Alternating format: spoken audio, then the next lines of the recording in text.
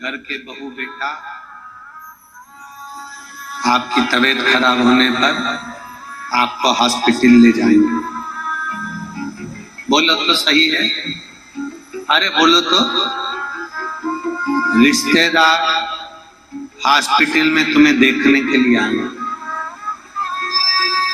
बहू बेटा दवाई भी करा देंगे, बहू बेटा हॉस्पिटल का खर्चा भी उठा लेंगे। और ईमानदारी से बोलो, पलंग पर आईसीयू में वेंटिलेटर पर पड़े हो, बहू बेटा क्या तुम्हारे दर्द को ले लेंगे? अरे बोलो तो जम के नहीं। रिश्तेदार क्या तुम्हारे दर्द को ले लेंगे? दर्द को नहीं।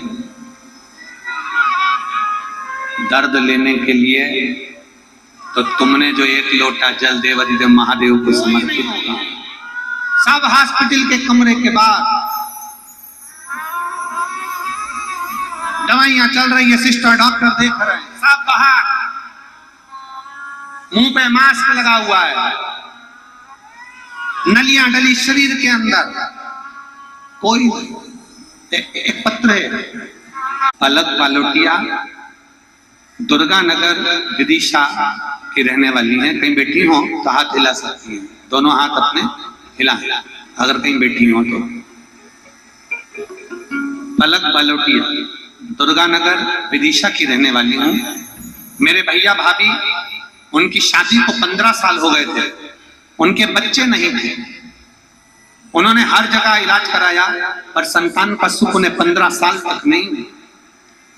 जब बच्चे नहीं हुए तब उनके मानसिक टेंशन हो गया और विचार करने लगे कि शरीर को क्या करें अब। अब देखिए जरा विचार करिए कि व्यक्ति जब हारता है ना तो उसे केवल एक ही चीज सोचती है कि शरीर को रखा जाए ना रखे, शरीर को रखे ना रखे, केवल एक चीज सोचती है। 15 वर्ष तक जब बच्चे नहीं हुए, हार गए, विचार करा शरीर रखे ना रखे, बहुत रोती थी मेरी भाभी। तब उन्हें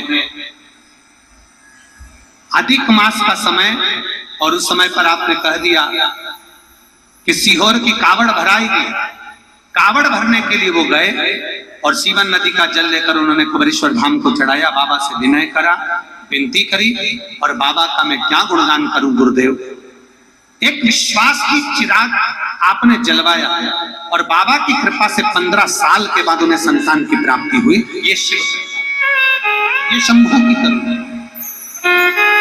15 वर्ष के बाद औलाद हुई, ये शिव कृपा की। मतलब एक विश्वास व्यक्ति को टूट गया, वो अंदर से टूट चुका है, उसके अंदर ये हो गया कि मुझे अब मुझे नहीं रहना। अब उसे लगने लगा ये संसार मुझे ताना देता है, अब शब्द कहता है, ताने दे रहा है, गालियां दे रहा है, आड़ खड़ा कर रहा है, अब शब्द कह रहा है, उसको लग गया अब मुझे संसार में नहीं रहना। और शिव कहते हैं, शंकर कहते हैं कि मुझे लोग गंजेड़ी कहते हैं, मुझे लोग भंगेड़ी कहते हैं, मुझे लोग ना जाने क्या क्या कहते हैं। कोई उसको कुछ कह देता है, कोई उसको कुछ कह देता है। वो एक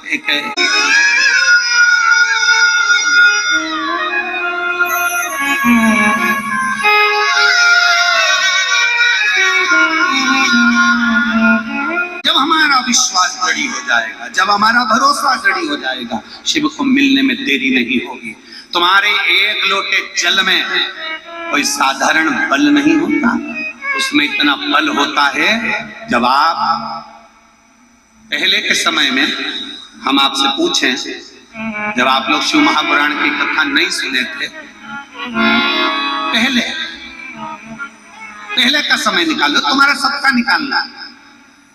जिन जिन के घर से एक लोटा जल शिव जी के मंदिर में जा रहा है ना, वो अपना समय निकाल कर देना। पहले का समय, जब से शंकर जी के मंदिर में जाना चालू करा उस समय, और उसके पहले का समय जब शंकर के मंदिर में तुम मंदिर का ही पानी भरते थे, मंदिर का ही पानी भरकर शंकर जी को चढ़ा देते थे। एक वो समय था और एक आज का समय। अपने घर का जल, अपने घर का लोटा, अपने घर से चलकर मंदिर तक जाते हो। एक आज का समय, दोनों का अंतर निकाल कर देखना कि पहले कितने धक्के खाए हैं और जब से जल चढ़ाना चालू करा तब से महादेव ने हाथ पकड़ा कि नहीं। जरा अंदाजा लगा कर देखो पहले का समय और आज के समय का अंदाजा लगाइएगा कि पहले कितने धक्के खाए, पहले कितनी तकलीफ की जिंदगी चलती थी। आज मेरे शंकर से एक लोटा जल जो तुम लेकर जाती हो वो जल साधारण नहीं होता।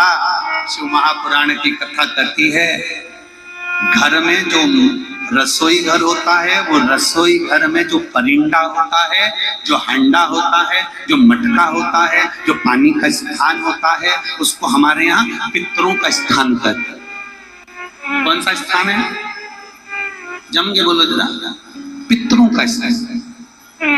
रसोई घर अन्नपूर्णा का स्थान, पानी का स्थान पितरों का स्थान। पितरों के उस मटके में से, हंडे में से पानी भरा, अन्नपूर्णा के उस रसोई घर से लेकर चले, घर के अंदर से लेकर सीधे शिवालय में पहुंच गए, शंकर जी को समर्पित कर दिया। पहले के समय में वास्तु दोष, पितृ दोष, काल सर्प दोष इतने होते थे, जिसको पत्रिका दिखाओगे वो बोलेंगे काल सर्प दोष है, पितृ दोष है, वास्तु दोष है, ये दोष है, इधर की दरवाजा तोड़ो, इधर बाथरूम बनाओ, इधर की सीढ़ी हटाओ, यहाँ बनाओ। सब कुछ कर कर देख लिया। जब सब कुछ कर कर देख लिया और लाभ नहीं मिला, तब एक काम कर कर देख लो, मेरे शंकर के मंदिर में जाना प्रारंभ कर कर देख लो, तुम्हें लाभ मिलना प्रारंभ। एक पत्र देखिए, और एक बेलपत्र लेने के लिए यहाँ आ सकती हैं। अगर कहीं बैठी हो तो खड़ी होकर हाथ हिला सकती। रानी राजपूत हाथ हिलाइएगा। आप ही हैं?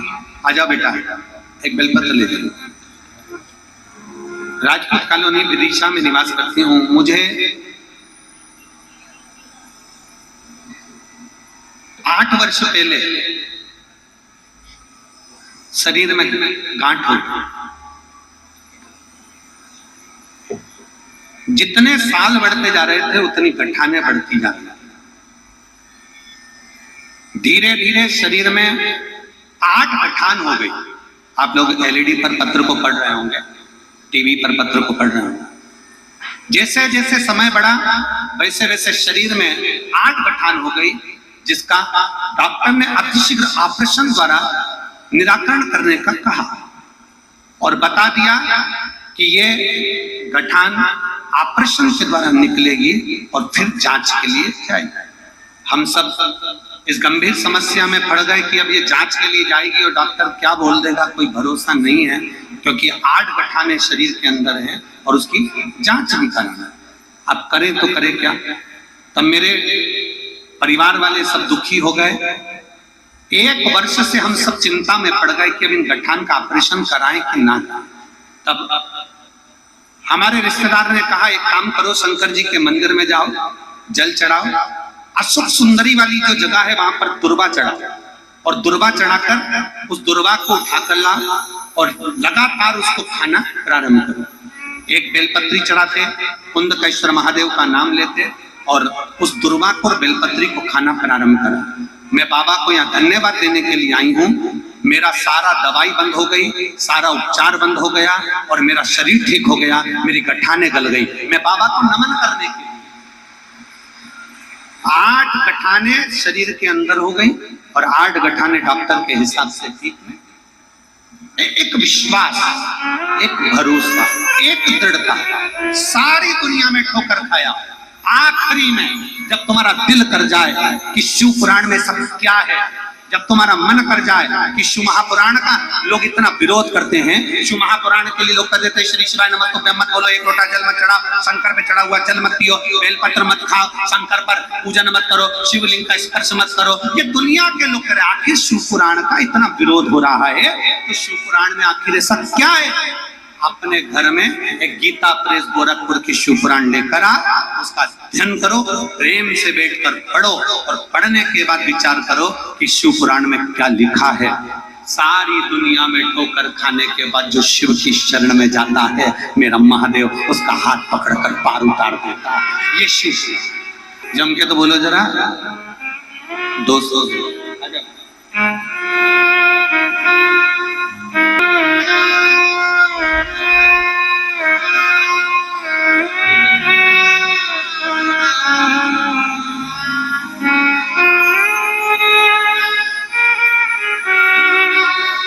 200 ग्राम भोजन रोज करते हो।